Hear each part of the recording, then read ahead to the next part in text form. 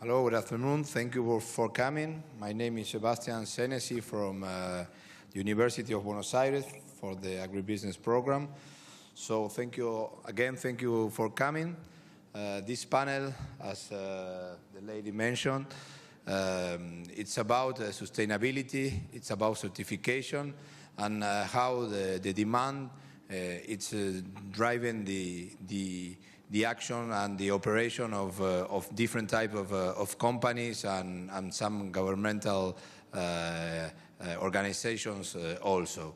So we are going to have 4 presentations. First of all, Tomás Mata from Aapresid is going to present shortly about the sustainability Aapresid program called AC, and then we are going to have a 12-minute presentation of each speaker. So after that, we are going to have, I suppose, around 10 minutes of questions. So please be free to ask any type of question for the speaker. So please, Tomás, it's your time.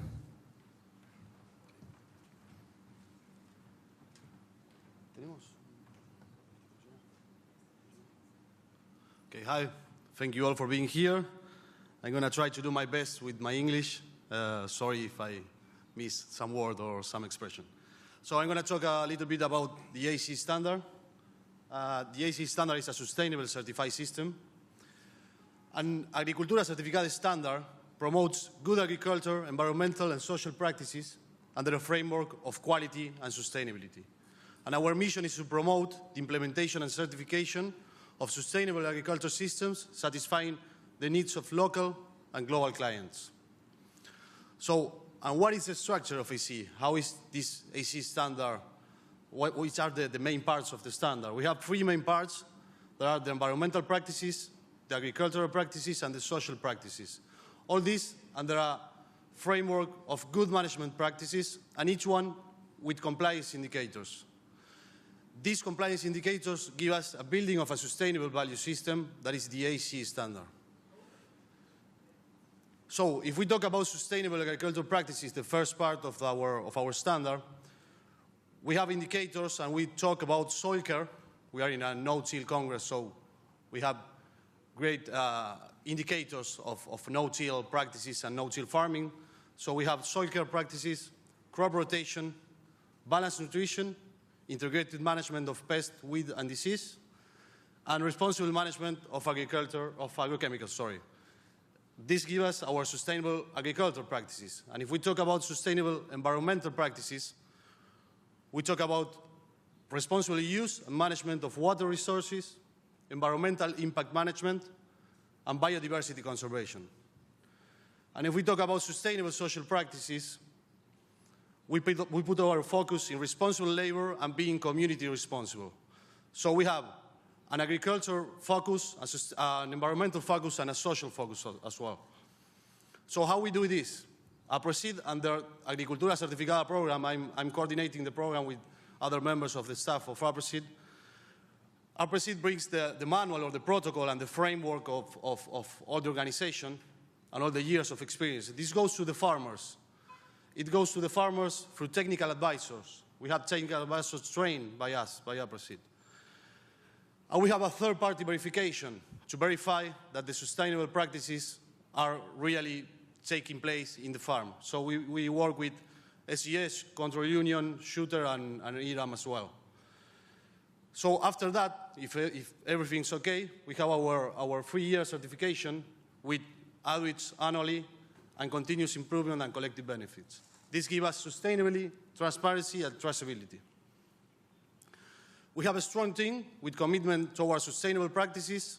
This is the team that we train. We have different workshops around Argentina, and nowadays we have 70 technical advisors trained to implement these kind of standards, not only AC standards, but also another standards into farmers. And what does the certification provide for buyers and consumers? Not only AC certification, any certification. This is a clear example of a soybean or a wheat. In a soybean, we can know the vitamin and mineral content and the percentage of protein. That's available for buyers and consumers.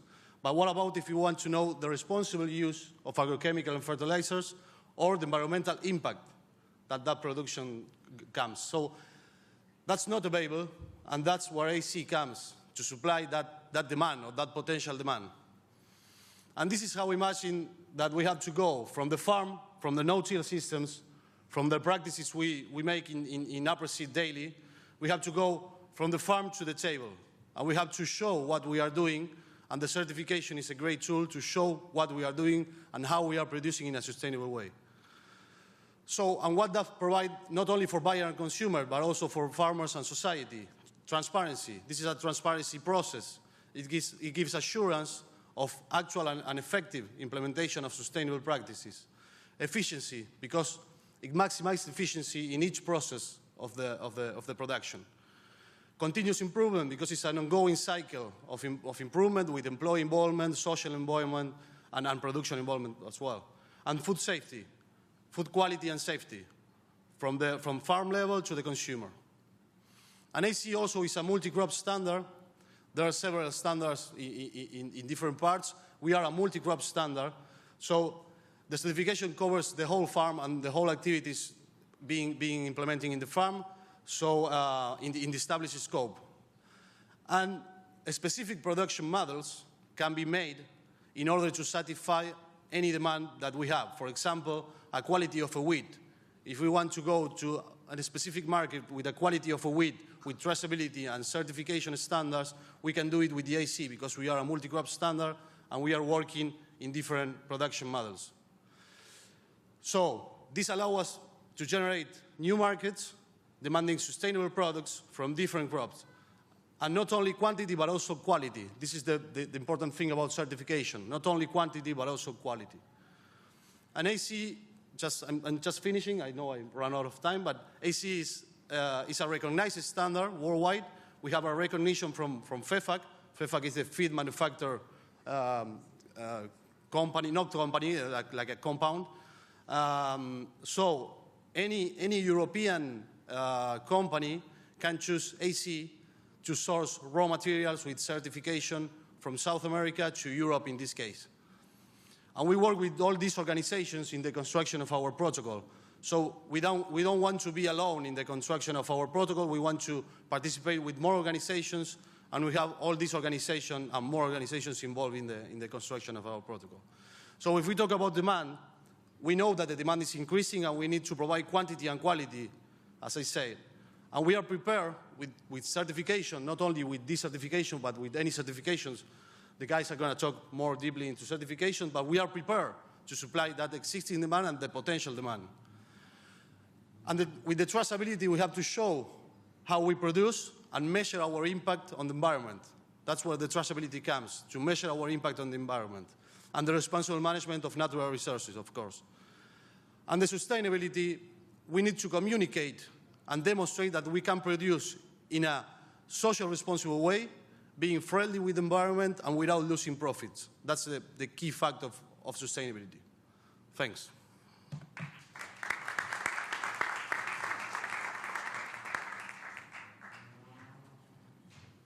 Good afternoon, everyone. My name is LeClerc. I work for McCain Foods in Canada. And I guess I'm the first of 3 Canadians who will be speaking right after. So let me jump right in right now. Whoops. Am I supposed to change the patience? Oh, it's this. Oh, yeah, it's you, Nick. Jump to the gun a bit. Yeah.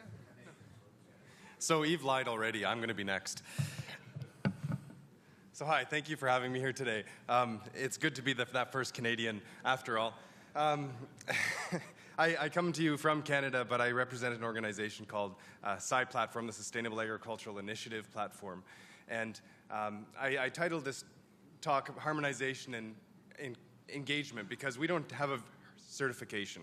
We believe that certification has a role. It's a tool that can be used to help sustainable agriculture, but it is not the only mechanism. And we are not a certification body, but we do have members, including McCain's, that does talk to some of the certification issues. So SCI Platform is an organization. We represent over 85 members of the food and beverage, textile industry now.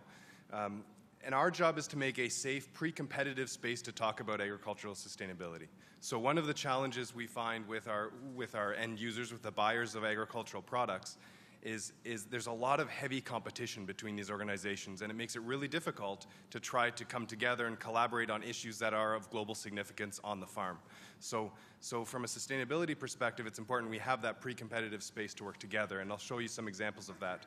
But we build tools, we build guidance systems through largely a program called the FSA, the Farm Sustainability Assessment, but also through our working groups. And I'll talk a little bit about the working groups at the end of the presentation here.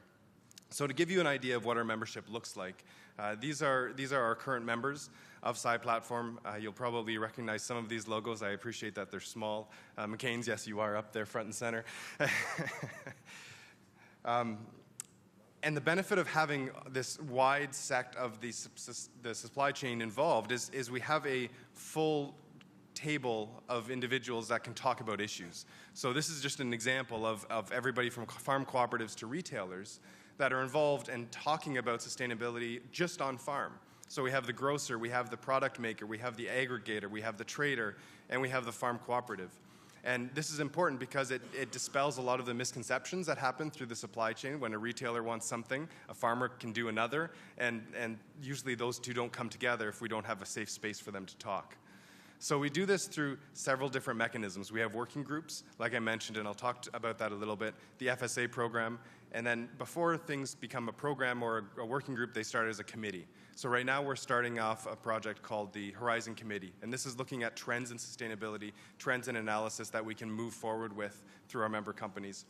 And we do have two local focus events right now. One is a Brazil committee that's focused on issues specifically to Brazil, as well as Australia, because Australia always likes to be a little different. So the Farm Sustainability Assessment is a tool that we have. It's a questionnaire-based tool. It's based on qualitative, not quantitative answers. So we're not looking at metrics. It's largely practice-based. And we're looking at these three areas, so the typical triple bottom line approach, dealing with specific questions related to all of these different segments of sustainability related to agriculture. And depending on what those questions are like, they're weighted differently in the answers. So there are some of those that are essential, things that are required to have any sort of sustainability on farm. There are things that are basic, and then there's things that are advanced, which not very many people will have, but they are really the best practices of the industry. So in order to provide some sort of scoring mechanism of equivalency, we've outlined three different areas that a farmer can reach. So a bronze level, a silver level, and a gold level. And depending on the number of each of these types of questions that are answered correctly, they can reach a different level. So this is important when you're looking at risks on farm. It's important when you're looking at how do we address certain issues as an aggregate group. But it also helps when we're building equivalencies. So we recognize and understand that we're not the only type of system that's doing this, and we don't want to be. If a farmer is used to another system, we want them to use that. If a company is sourcing with a different system, we want them to use that. But the goal is to make an equivalency basis so everybody can talk the same language. So for example, if a farmer is using scheme X, Y, or Z, and an end user is wants to base everything on a certification scheme of A, B, or C, we can benchmark both of those initiatives to the FSA and realize that they may both be the equivalents to an FSA Silver. So the end user can be assured that their product is sustainable at the equivalency of an FSA Silver, and the farmer can understand what that means on his farm for implementing change. So it's really reducing complexity and unifying the language that we're using. So our member companies, for example, use it as a risk assessment, the FSA. They use it as a company reference. But then that little tiny box underneath the FSA is a bunch of the other specific standards that we benchmark to. And this is important because then it allows everybody to talk the same language, including on the farm. And this approach has worked for us in multiple levels. It's currently used in 25 different countries and in 18 different languages to source sustainable product or more sustainable product, including here in Argentina. Switching gears a little bit, the second way that we really work to increase sustainability in the food sector is through the working groups. And I'm the manager of the Arable and Vegetable Crop Working Group, so that represents about 72 different crops globally on 6 different continents. And we support companies with four main types of involvement. We have these pre-competitive meetings where we discuss what these sustainability issues are and how can we collaborate to make everybody's life easier.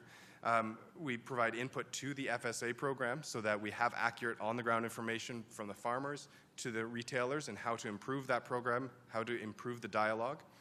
We build tools that are specific to specific regions, and that's usually through project focuses. Right now, we have projects in Russia, Europe, in rice and sugar beet, and in the United States, and hopefully in the next 2 months, Thomas, in Argentina. But really, it's the building of the network, allowing everybody to talk and discuss things in a way that is open and possible to make change.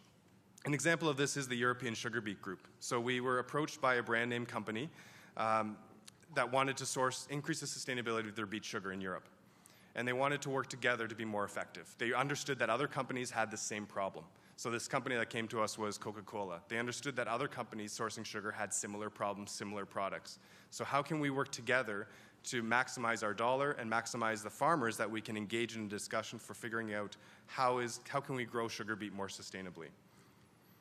So today it started with one company asking 4 years ago. Now we have 24. Many of these brands you probably recognize. It's a significant amount of the sugar that is used globally comes from these companies.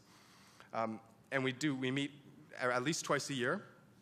And the goals that are still relevant today are the idea is to verify what is sugar beet sustainability on the farm and how does it relate to the FSA.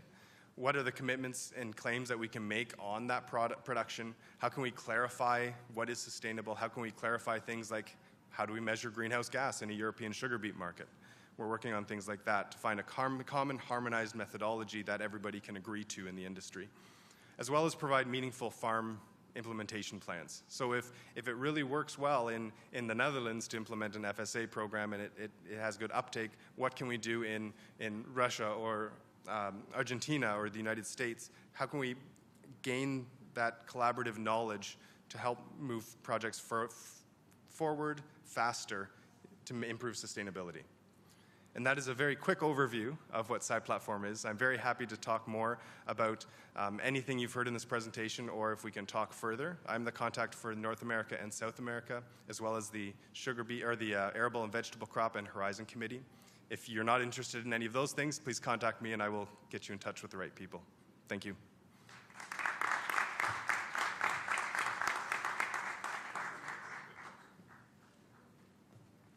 I guess I've got the right place right now, sorry about that.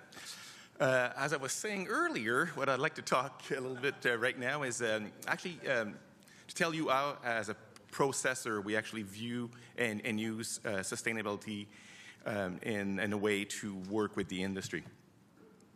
So I'll really give you a processor's overview here. Okay. All right, good.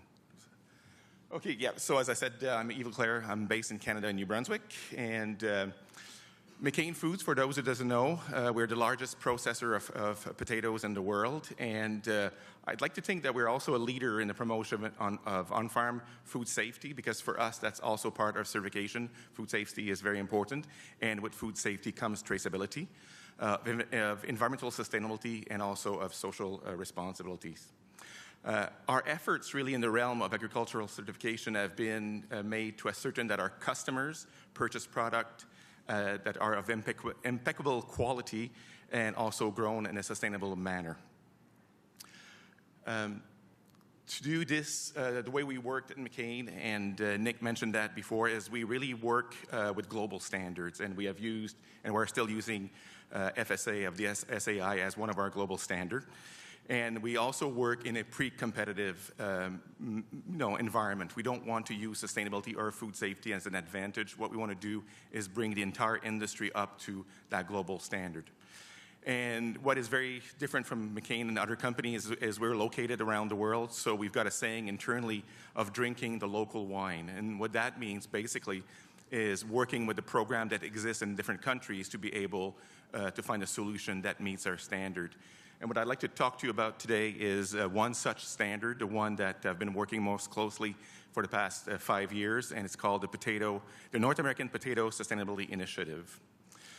So what the initiative is basically a collaboration of potato product buyers, so our major buyer of frozen product, the processor, those who produce the product, and also the growers. We always include the growers in working in our process.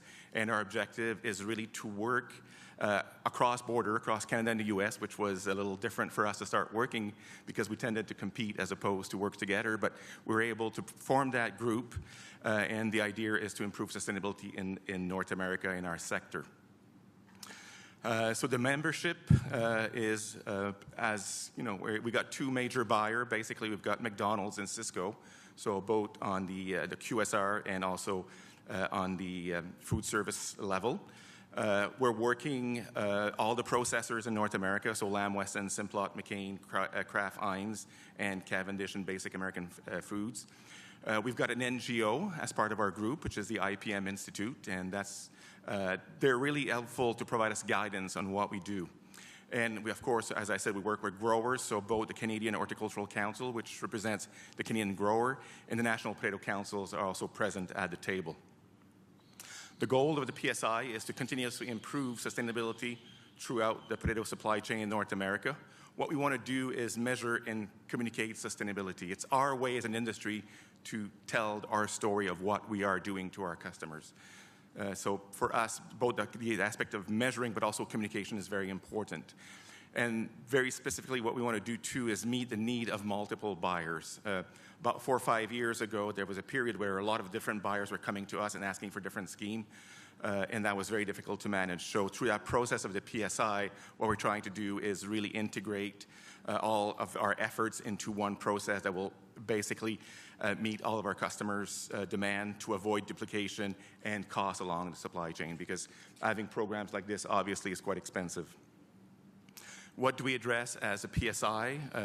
What we're trying to do is really encourage continuous improvement at the farm level by identifying and promoting opportunities. So we're looking at air and water quality, we're looking at energy, water conservation, recycling, waste reduction, soil health is becoming a more and more important part, as well as worker safety. So all of these elements are addressed with the PSI.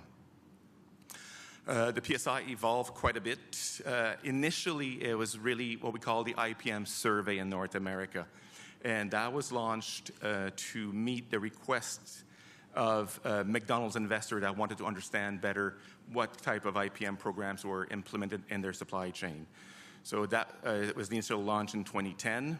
In 2012, basically, we knew that we needed to expand beyond IPM only. So we really developed this comprehensive sustainable standard with the goal to be accepted across the marketplace. In 2014, and that was basically a practice base. In 2014, we've expanded the survey to cover all aspects of sustainability. 2015, we launched what we call the metrics. So we got practices and metrics. In 2016, we started auditing at the farm level. So we actually started to audit about 10% of our growers across North America.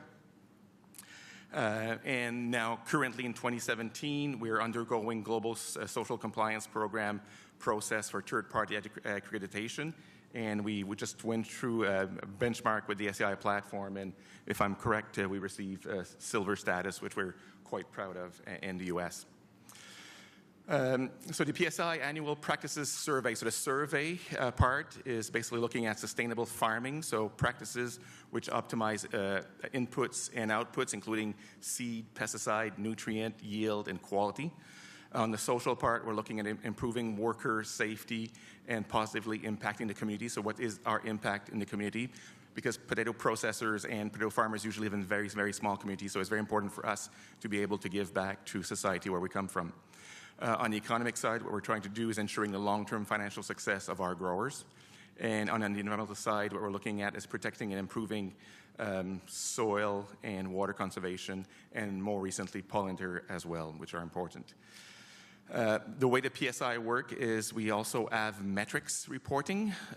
So we're looking at nutrient use efficiency, irrigation use efficiency, pesticide use reduction, greenhouse gas reduction as well as waste and recycling, and water and worker safety, sorry. And to be able to meet all of those metrics, we need to collect a lot of data. And most of the data is collected by the processors. So acres, variety, yields is actually separate. The grower handles yield because obviously we're also buyers, so we don't want to be in conflict of understanding yield. So yield is left to the growers to actually input in the system, as you will see a little bit later. So we're collecting, so I said acres, varieties, and then all the inputs, NPK, irrigation, pesticide application. We're looking for carbon footprinting as pump pressure, pump lift, to be able to calculate greenhouse gas calculation, looking at worker safety incidents compared to total hours work, and also collecting data on waste and recycling data. We're literally collecting millions and millions of data points every year across the supply chain. We just started, as I said, a verification process. So initially we had 10% of our grower that were audited. Moving forward, we'll have about 20%. And whenever possible, what we're trying to do is to actually combine the food safety and the environmental audit at the same visit, because we actually have agreement with our auditors, which are food safety auditors, to actually do the audit in both US and Canada. So to give you an example of how it works, basically this is a snapshot of our portal. So growers on a yearly basis will go in this portal. They will answer the survey questions, so they'll actually answer all of the questions basically along the way to be able to complete the survey. Once the survey is completed, the grower can benchmark himself with, can have an idea of where he stands compared to his competitor, or I should say not his competitor, but his peers. And the way we worked, as I said, it's pre-competitive, so one grower can submit surveys to a lot of different processors, as you can see on the left. So there's no duplication in this way. It's a more efficient way of doing it. From a grower's perspective, in terms of his metric, you can see his record, basically where he stands. And he can also compare himself on the right to his peers again. So in this case here, in the block box, the middle bar in this case here at the bottom is where the grower stands, so we can tell where he is compared to his peers, and that can be done for multiple varieties. There is a component of public reporting, and that can be accessed for the public at the Canadian and National Political Council website. So here we are basically communicating to the outside world what our growers are doing. So this is our storytelling. The way we work, basically, we have a complex governance structure. We have a permanent team, which are made up of growers and growers from both Canada and the US, and also their representative at the national levels. The processors are obviously present, and actually right now the current chair of the PSI is my colleague Eric Ritchie, who is chairing it. And we also have a support team, which is made up of other people from the processors, like myself, for instance. But this is where we also have the customers. So we have somebody from Cisco present at the table. We also have somebody from McDonald's. We have our NGO, as I talked before. We have our Food Logic, the company that supplies the infrastructure, the IT infrastructure. And more recently, we also have included a professor from the University of Idaho to be part of our support team. Whoops. Okay, good. In terms of cost, basically the processors are putting up the bill for the system. So we're paying for the IT cost. We're also paying for maintaining our partner, the NPM Institute, and we're also paying for the audit of the grower. And currently, it's about $25,000 US per processors per year. That process, to be able to introduce that process, we had to work with a lot of different groups, including the SAI platform, but also Field to Market, Global Gap, and whatnot. So our effort was really a broad effort to make sure that our process was was global and also at the highest standard globally. So in conclusion, our efforts in the area of agricultural certification are meant to protect the customers, consumers, and ensure environmental sustainability. We want to be pre-competitive and align with recognized global standards. We want to be widely adopted by the industry, so we want to be one-stop shop basically for everything that has to do with sustainability. We need to ensure global grower involvement, in the program, and we need to be cost-effective, which is cost-effective to growers. So this is why we had chosen to actually us putting the bill as opposed to the grower. Thank you very much.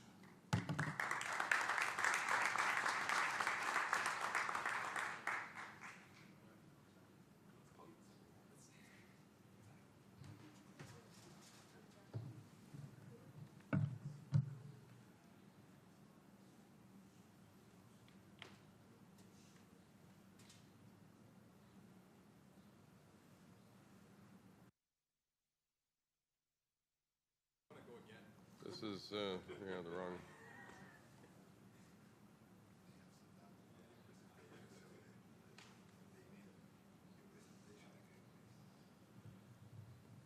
While I get the other one loaded up, thank you very much for the invitation to speak and be part of the panel. As you saw from the first Thomas that we were talking about the farm level, then we went globally with the Nick and Eve. And now we're coming down with the last Thomas at more of a perspective in Canada of what's happening there. And I'm not going to talk about one specific certification system, but about everything that we have there. And keep in mind, you know, we heard from the speakers here, we are in that era of big data. We heard Pedro Vignon in his opening address for the conference talk that big data is now upon us and we have to figure out how to deal with it. I don't have the answers. We'll have to ask Pedro for that. But we are entering into that area very rapidly. So keep in mind when you look at these systems, do these systems contain CA type of indicators and parameters? And if not, why not? And if they do, are they the right parameters for our specific conditions? So in Canada, we have a traceability system for livestock, for all livestock. It's required now in 5 of 10 provinces. The federal government wants the other provinces to come on board and do that. Every year they have an information week, this Premises ID week, promotional session. Some of these livestock groups have expanded their traceability systems into more sustainable system, comprehensive package. The pork people have done that and the dairy people as well. We have complied with the EU biofuel market for our canola. Canola is a very large crop in the prairies in Canada. We have done the carbon footprinting of canola. We've defended that with the Europeans. We can have farm records that are being kept in all the farms that are growing canola for that market. And there is audits, sampling of those producers for audit compliance or verification. Another group that we're involved with is the Global Roundtable on Sustainable Beef. And they had formed about, 6 years ago, after a conference held in Denver in 2010. There have been consultations with different countries around the world, including Argentina, Australia, Brazil. They came out with their release of the definition of the global sustainable beef in 2014, only a couple years ago. And since then, there's been a couple of conferences. About the same time in Canada in 2014, McDonald's picked Alberta, my province, for their global assessment or test of sustainable beef.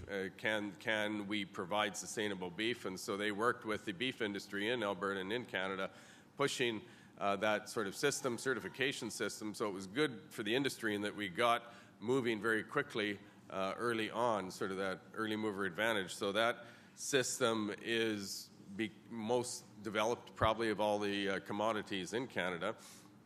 Talk about it briefly here. We have a Canadian roundtable for sustainable beef. They have 3 pillars of sustainability on this. The first one is the sustainability benchmarking goals. They've committed to do repeated or continuous reassessments, so in the spirit of continuous improvement. They're also focusing on the greenhouse gas footprint of beef, increasing ecosystem services, enhancing the water footprint, and reducing post-harvest waste. this graphic on the right is just the graphic of the greenhouse gas footprint. So we've done the greenhouse gas footprint for all cattle in Canada. When we do that, we also keep very well connected to the global roundtable on sustainable beef, as well as internationally with the LEAP program of FAO, that's the Livestock Environmental Enhancement and Performance Partnership. One of our staff that is an expert in environmental footprints is actually on the global committee now that is looking at correcting or verifying the water footprint. There's different schools of thought or different science out on how to calculate water footprint, and they're coming to an agreement on how to do that for all commodities, not just beef. The second principle is the draft principles and outcomes, they're indicators. We have 6 goals and then 24 indicators within that, and verification of these indicators. The U.S. Roundtable Sustainable Beef is starting up. By contrast, I think they have 6 indicators and no verification on it. So again, the industries are moving and seeing who is doing what. One thing that's peculiar, I suppose, to Canada is this environmental farm plan. This started about 10 years ago of a self-assessment of farmers to become aware of the environmental impacts of their farm operations. And they assess their own operations in terms of, are we environmentally correct, proper, what is our impact, what sort of rules and regulations are at play in my farm management system. So there's been lots of benefits in there, the environmental innovation that has come out of that. There's the economic, social benefits, international relations, people realizing what this system can do or present for them. We've moved from a hand or paper workbook to electronic formats, so a server-based. We're moving from every province having a different system to a national consistent system. We are adding environmental awareness pieces. We have biodiversity indicators, technology components in that, and we're benchmarking this against the sustainability systems that exist. We also have a Canadian field print calculator, which is similar to the field print calculator in the U.S., but we have a few more components in it. We calculate the energy footprint. We look at soil carbon changes over time according to the practices, land use efficiency, climate change, and erosion risk. And the farmer gets an output with a nicely interpreted sort of bar graphs. He can see where his farm is with respect to everybody else. Are we ready? That's a question that the grains industry in Alberta posed to themselves. We work with all the different grains industries, the wheat, the barley, the oats, and so on. And they're trying to say, are our producers ready? What would be required to get into these systems? So they had a contract a couple of years ago where they looked at 3 different sustainability systems and assessed their readiness by going out to a random group of farmers across Alberta to see how they were ready, what sort of farm records they had in place, what was needed to comply with these systems, at the same time looking at how these systems made sense in the Alberta conditions. That became their next phase was they hired a sustainability extension coordinator to do the extension work with the whole industry across the whole province to educate people, to inform them about these sustainability indicators and what might the potentials be for that. The latest one this year is that the third phase of this is they will be developing an online self-assessment computer product for farmers where they can go in and see how they rate, how their farm rates with the different systems. One that's already in place a little bit is the Ontario soybean growers have a self-assessment system. So I think it's very important for farmers to have access to the tools to investigate these different systems, understand them, and also see how they fit, how their farm fits, and what the future might be for them. Mentioned the sustainability systems and why are we doing this? It's for the processors. They say we need it, but then they say they need it because of the consumers. So the final consumers are the ones that are pulling us in that direction and making demands, making requests So we have another non-government organization called the Canadian Centre for Food Integrity. We in Alberta support them, as do other provinces and the agriculture industry. And their role is to communicate out to the public what agriculture is, what the different practices mean, and also to do social research for the consumers as to what the consumers want. So again, this is an important piece to keep in mind, that both to assess, to see what the consumers want or what they think they want, and then also a conduit of information that we can provide information back to the consumers about what responsible practices are at place in agriculture. So there's lots of consumers out there. There's only a few farmers and probably fewer CA farmers, but I think we have in place the different tools that allow us to work back and forth with the consumers on that. So keep in mind when you're out there working that maybe it seems that it's unbalanced teams here, but again, there's lots of consumers, maybe only one of us in CA working on it, but again, if we have the material behind us, the data, the information, then yeah, one person can accomplish a whole lot, or one small industry.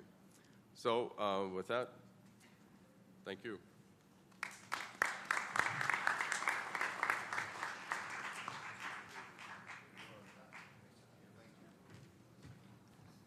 We are on time. Incredible. Thank you for the speakers. Okay, thank you very much for the 4 presentations, excellent presentations. I could do a summary of the presentation, but I think that it's better if we have any question from the audience. I think it's really more important than my summary. So please, can we share with the microphone with him, please? Then I can close the panel, but okay. Yeah, question for Tom. Your GM canola is going into Europe as biofuel, yes? Sorry? Your GM canola is going into Europe as biofuel. Yes. We've been told that Australian GM canola has no place in Europe. Interesting. Good for us, I guess. Yeah, but, good for you. Yeah, no. Another example of games that are played. I know there was lots of arguments when the Canadian scientists that were in developing the carbon footprint for the canola had to go to Europe and defend it. I know those people. There were some other European scientists that were banging the table and said it's impossible to sequester carbon in soils. So, you know.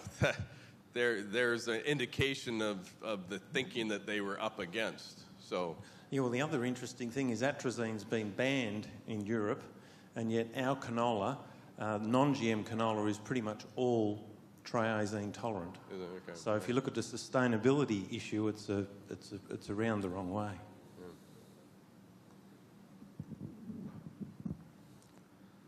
Okay, we have I don't know who was first, but the lady first, please.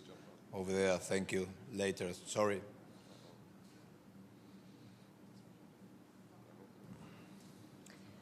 Hello, thank you very much for your comments. Just one question is, in this presentation, there was never any mention of the consumer, and this happens a lot. And I'm just wondering, has there been any outreach done to help educate the consumer? Because we can have the most sustainably produced food on the planet, but if there's no demand for it, or if there's no knowledge of that, so the consumer can, choose wisely. I mean, I think this is a big missing anywhere. So I'm just curious if you've had any luck with that. Thank you. So I will attempt to answer the question. No, we have not reached out to the consumer directly, but we're working through our customers who are feeling the pulse of the consumer. So that's how we kind of get to understand, what the consumer is wanting. Is it a direct link? Not yet, no. So we're working through our customers in that sense.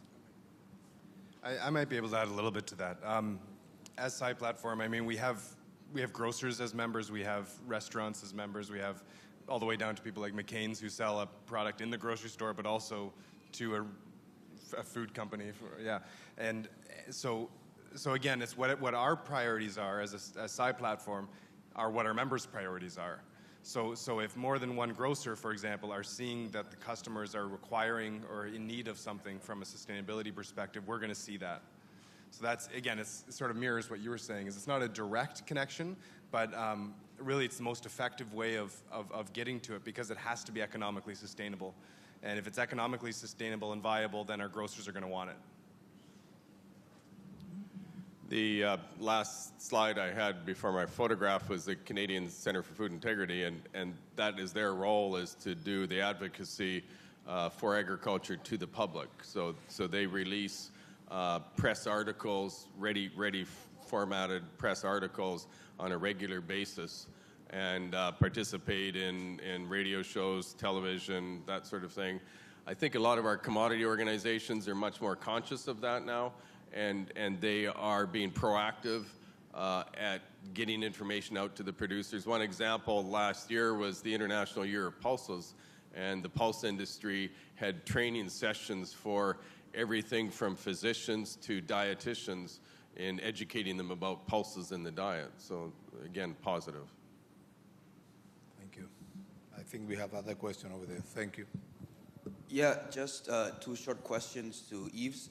If you're planning on taking the PSI globally, or at least to other countries? At this point, it's a North American program.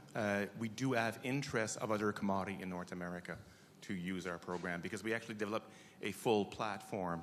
So as I mentioned, we have the IT components, so the survey component on the web, and what can be done, and other commodities are looking at it, is just tweaking it for their own use, and they would have a platform. But at this point, it's really a North American program. But globally, do you guys have something similar? So, yeah, the way we work globally across the world is going to depend in every region. Like, for instance, in Argentina, we're actually working with Global Gap, and that's our audit process. And again, we've benchmarked our internal scheme, and then the SI platform has also benchmarked them. So we meet our requirement, in this case here, through Global Gap. And depending on the countries we are at, we're using a different program. As I mentioned earlier, we're drinking the local wine, so we're using what exists in the other countries to meet the requirement. Okay, and just last one, quick one. Do you have like a 2020 objective to certify or audit or verify any number of or percentage of growers or something? Yeah, as I said, on the sustainability, 20% of our growers are audited every year. So within 5 years, we'll have audits on every grower, yes. Any other question? I have, the only one I want to make a question. From your experience and point of view, which are the benefits from an Argentinian farmer to start to introduce a sustainable process standard in your business? Which are the benefits? I'm going to talk about the Argentinian part.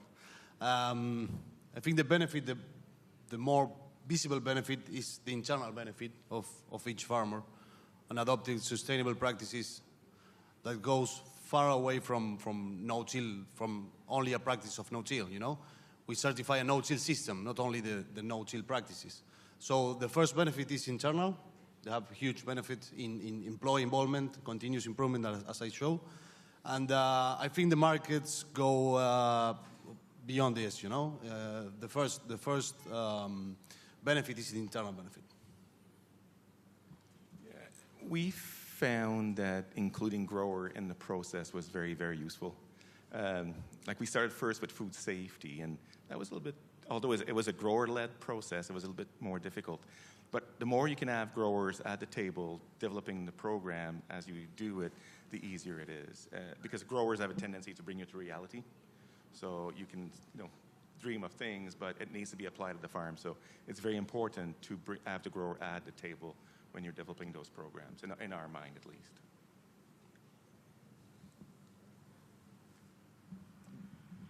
Yeah, I would say the farmers are getting benefits out of participating in this through the data that they're collecting and getting information out of the data. It's not something they can see where they're starting from, but I've talked to several that after they experience it, they say, yes, it's valuable for me. It's like the saying of, you cannot manage what you don't measure. And once they start collecting this data and looking at year-to-year, crop-to-crop type of changes in that data, it gets them thinking objectively, strategically, and it's good for management. Okay. Well, thank you for the speakers. Thank you for the audience for coming, and please keep enjoying the Congress. Thank you.